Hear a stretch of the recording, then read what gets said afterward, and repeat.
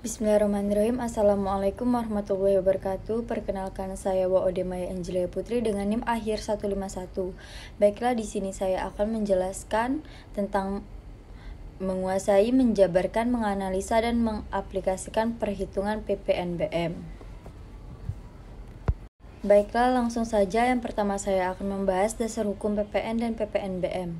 Undang-undang yang mengatur pengenaan pajak pertambahan nilai atau PPN dan pajak penjualan atas barang mewah atau PPNBM adalah Undang-Undang Nomor 8 Tahun 1983 tentang pajak pertambahan nilai barang dan jasa dan pajak penjualan atas barang mewah, sebagaimana telah beberapa kali diubah, terakhir dengan Undang-Undang Nomor 42 Tahun 2009. Undang-undang ini disebut Undang-Undang Pajak Pertambahan Nilai 1984. Yang kedua, objek pajak pertambahan nilai dan pajak penjualan atas barang mewah atau PPNBM. Yang pertama, ada penyerahan BKP di dalam daerah pabean yang dilakukan oleh pengusaha. Yang kedua, ada impor BKP. Yang ketiga, ada penyerahan JKP di dalam daerah pabean yang dilakukan oleh pengusaha. Yang keempat, ada pemanfaatan BKP tidak terwujud dan dari luar daerah pabean di dalam daerah pabean. Yang kelima, pemanfaatan JKP dari luar daerah pabean. Yang keenam, ekspor BKP berwujud oleh pengusaha kena pajak. Yang ketujuh, ekspor BK tidak berwujud oleh pengusaha kena pajak. Yang kedelapan, kegiatan membangun sendiri yang dilakukan tidak dalam kegiatan usaha atau pekerjaan orang pribadi. Lanjut, yang ketiga, tarif pertambahan nilai dan pajak penjualan atas barang mewah atau PPNBM.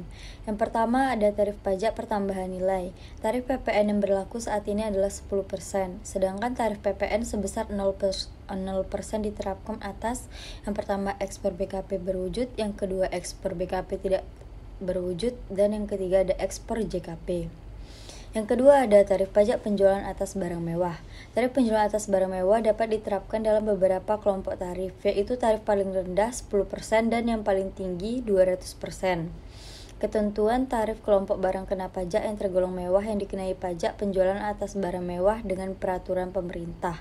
Sedangkan ketentuan mengenai jenis barang yang dikenai PPNBM diatur dengan peraturan Menteri Keuangan. Yang keempat, ada mekanisme pengenaan PPN. Mekanisme pengenaan PPN dapat digambarkan sebagai berikut. Yang pertama, pada saat membeli atau memperoleh BKP atau JKP akan dipungut PPN oleh PKP penjual. Yang kedua, pada saat menjual atau menyerahkan BKP atau JKP kepada pihak lain, wajib memungut PPN. Yang ketiga, apabila dalam suatu masa pajak atau jangka waktu yang lamanya sama dengan 1 bulan takwim, jumlah pajak keluaran lebih besar daripada jumlah pajak masukan, selisihnya harus disetorkan ke kas negara.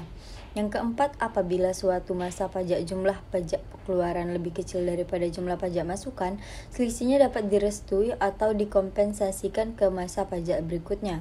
Yang kelima, pelaporan perhitungan PPN dilakukan setiap masa pajak dengan menggunakan SPT masa PPN.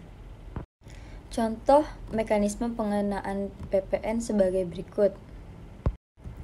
Lanjut, cara menghitung PPN dan cara menghitung PPNBM. Seperti berikut cara dan contoh-contohnya. Baiklah, sekian yang dapat saya sampaikan. Saya akhiri dengan wassalamualaikum warahmatullahi wabarakatuh.